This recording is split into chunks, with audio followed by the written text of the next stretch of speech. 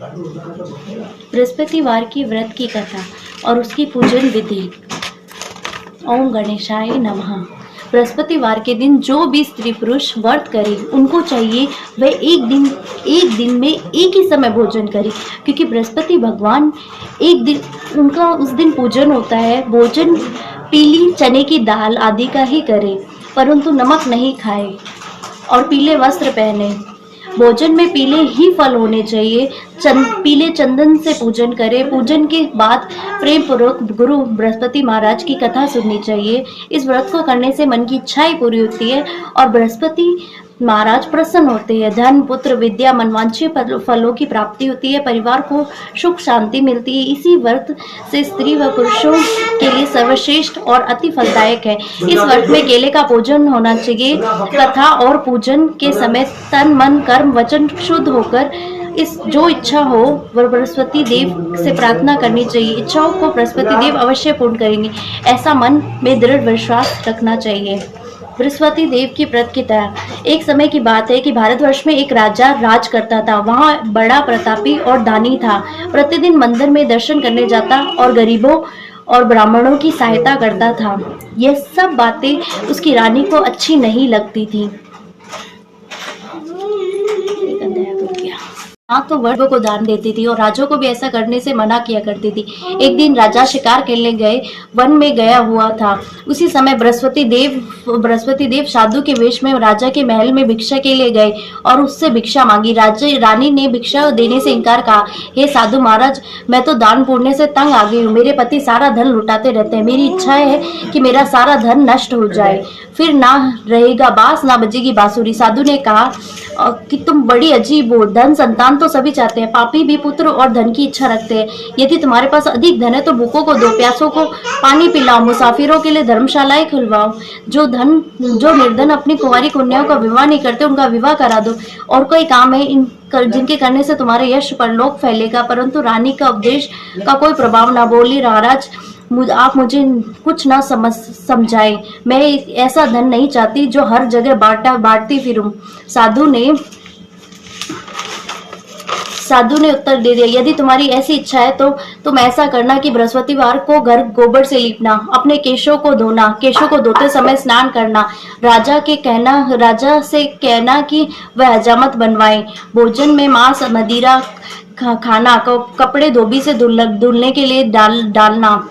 ऐसा साध बृहस्पतिवार को करने से तुम्हारा धन नष्ट हो जाएगा। इतना कहकर साधु महाराज वहां से चले गए। जैसा वह साधु कह के गए थे, रानी ने 6 बृहस्पतिवार वैसे ही किया। सारा धन नष्ट हो गया। सारा परिवार दोनों समय भोजन के लिए तरसने लगा। सांसारिक भोगों से दुखी रहने लगा। तब राजा ने रानी से कहा कि तुम यहाँ पर रहो, मैं दूसरे देश में जाता हूँ, क्योंकि यहाँ पर मुझे सभी जानते हैं, इसीलिए मुझे कोई कार्य नहीं देंगे। देश चोरी, प्रदेश भीख बराबर है।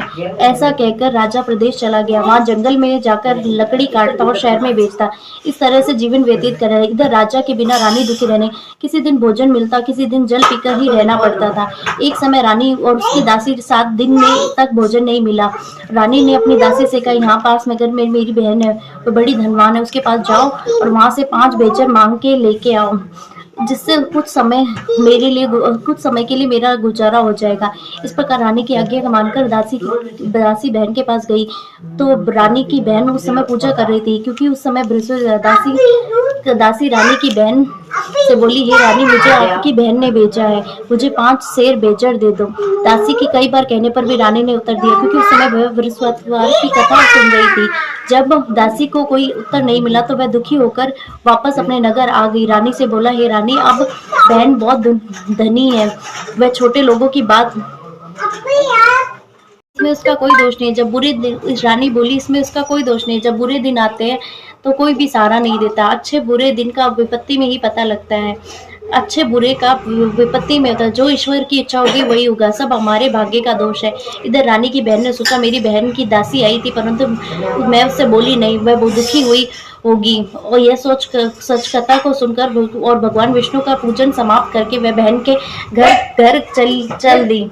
बहन के पास आकर बोली, बहन, जब तुम्हारी दासी आई तो मैं बृहस्पतिवार की कथा कर रही थी और तब ना मैं बोल पाई, ना मैं उठ पाई, इसीलिए मैं नहीं बोली, क्योंकि दासी कहो दासी को क्यों भेजा? रानी बोली, बहन तुमसे कोई बात छुपी नहीं, हमारे घर अनाज का दाना नहीं है, इस कारण मैंने मेरी दासी को तुम्हारे घर भेजा, 5 सेर बेजर के लिए भेजा।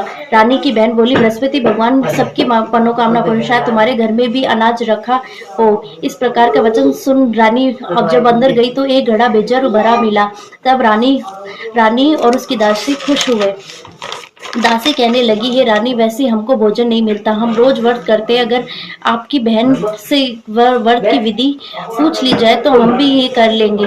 रानी ने बहन से कहा, बहन बृहस्पति व्रत की कथा और नियम हमें बताओ। बहन ने बताया, बृहस्पतिवार के व्रत चने की दाल और मुनक्का से भगवान विष्णु के केले की जड़ की पूजन करें और दीपक जलाएं, पीला भोजन करें और कथा सुने। इस प्रकार करने से गुरु भगवान प्रसन्न हो जाएंगे, अन्न पुत्र धन देते हैं, मनोकामना पूरी करते हैं। इस प्रकार रानी और दासी दोनों ने निश्चय किया और बृहस्पति भगवान की पूजा करने लगे। 7 दिन बाद बृहस्पतिवार आया तो उन्होंने व्रत रखा, गौशाल में जाकर चना और गुड़ बीन लाई, उसकी दाल से केले की जड़ में तथा विष्णु भगवान की पूजन किया। अब पीला भोजन कहाँ से आए? दोनों बहुत दुखी हुई, परंतु उन्होंने व्रत किया था, इस कारण भगवान प्रसन्न थे। 2 थालों में सुंदर पीला भोजन लेकर आए और दासी को देकर बोले, ये तुम्हारे और रानी के लिए भोजन है। दासी भोजन खाकर बड़ी प्रसन्न हुई। रानी से बोली, रानी जी भोजन कर लीजिए, वह महात्मा हम दोनों के लिए 2 थाल भोजन दे गए हैं। इस प्रकार रानी और दासी भगवान को नमस्कार कर भोजन प्रारंभ किया। अब प्रत्येक बृहस्पतिवार को गुरु भगवान का व्रत और विष्णु भगवान की पूजन करने लगे। बृहस्पति भगवान की कृपा से रानी के पास फिर धन हो गया। रानी और दासी की विचार करने लगी, ना जाने हमारे राजा किस हाल में होंगे, उनकी कोई खोज खबर नहीं है। उन्होंने गुरु भगवान की प्रार्थना की। उधर राजा दुखी होकर जंगल में पेड़ के नीचे आसन जमाकर बैठे, वहीं अपनी पुरानी बातों को याद करके रोने लगा। तब जंगल में बृहस्पति देव एक साधु का रूप धारण करके बोला कि राजा के सामने आकर बोले, हे लकड़हारे, इस सुनसान जंगल में तुम कि किस चिंता में? राजा ने दोनों हाथ जोड़कर प्रणाम किया और उत्तर दिया, महात्मा जी, आप सब जानते हो मैं क्या कहूँ, जानते हो मैं आप क्या कहूँ। यह कहकर वह रोने लगा। साधु की आत्मकथा सुनाई।